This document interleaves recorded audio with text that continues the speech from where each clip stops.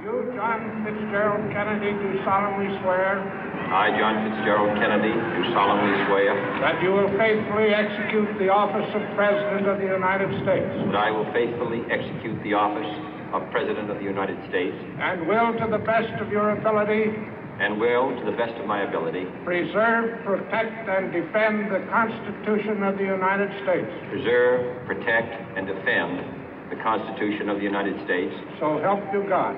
So help me God.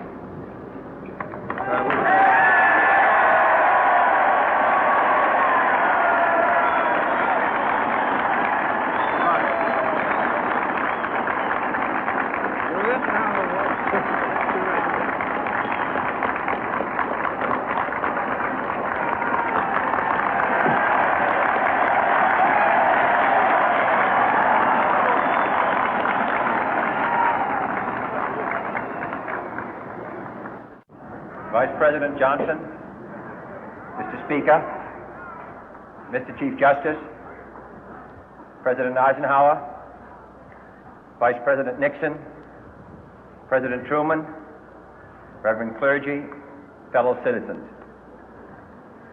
We observe today not a victory of party, but a celebration of freedom, symbolizing an end as well as a beginning, signifying renewal as well as change.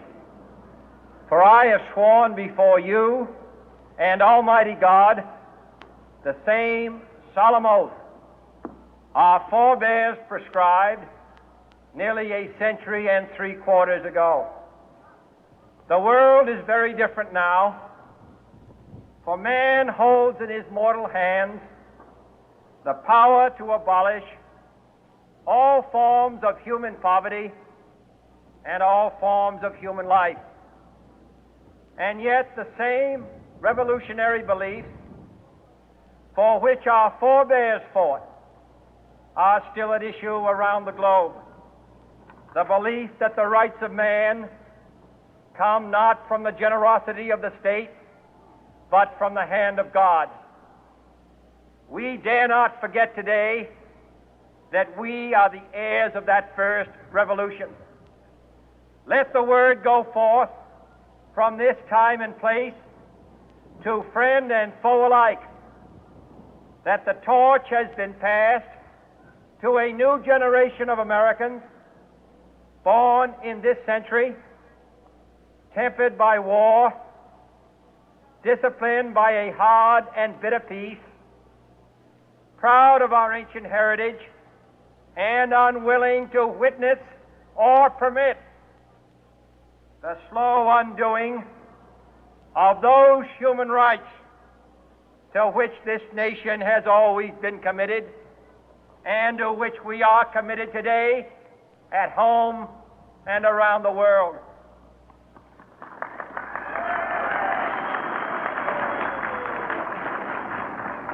Let every nation know, whether it wishes us well or ill, that we shall pay any price, bear any burden, meet any hardship, support any friend, oppose any foe to assure the survival and the success of liberty.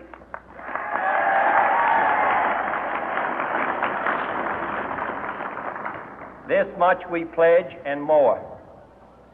To those old allies whose cultural and spiritual origins we share, we pledge the loyalty of faithful friends. United, there is little we cannot do in a host of cooperative ventures. Divided, there is little we can do, for we dare not meet a powerful challenge at odds and split asunder.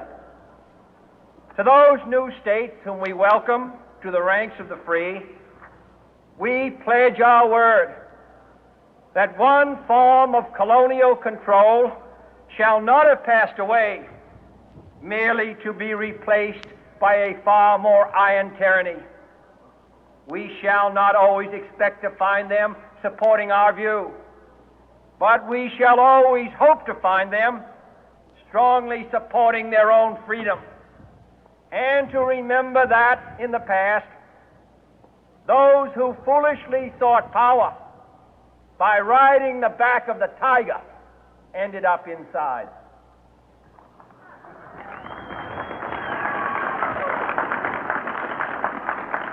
To those people in the huts and villages of half the globe struggling to break the bonds of mass misery, we pledge our best efforts to help them help themselves for whatever period is required, not because the communists may be doing it, not because we seek their votes, but because it is right. If a free society cannot help the many who are poor, it cannot save the few who are rich.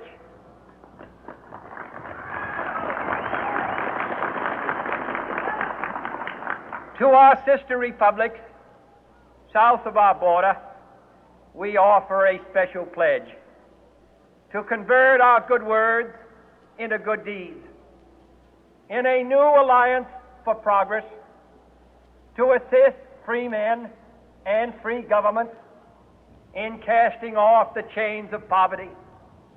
But this peaceful revolution of hope cannot become the prey of hostile powers. Let all our neighbors know that we shall join with them to oppose aggression or subversion anywhere in the Americas. And let every other power know that this hemisphere intends to remain the master of its own house.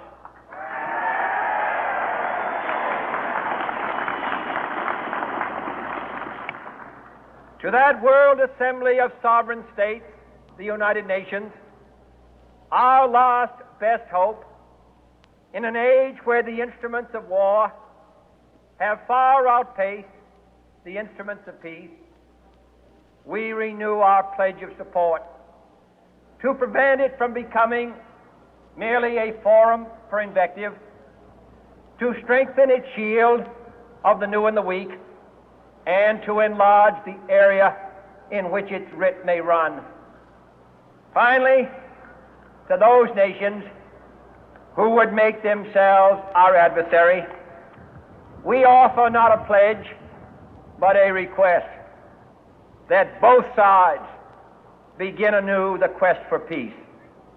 Before the dark powers of destruction, unleashed by science, engulf all humanity in planned or accidental self-destruction, we dare not tempt them with weakness, for only when our arms are sufficient beyond doubt can we be certain beyond doubt that they will never be employed.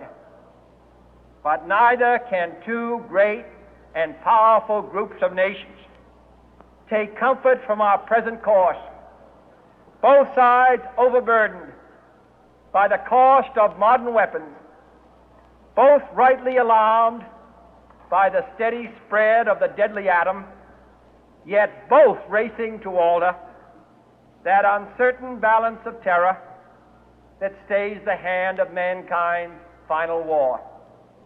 So let us begin anew, remembering on both sides that civility is not a sign of weakness, and sincerity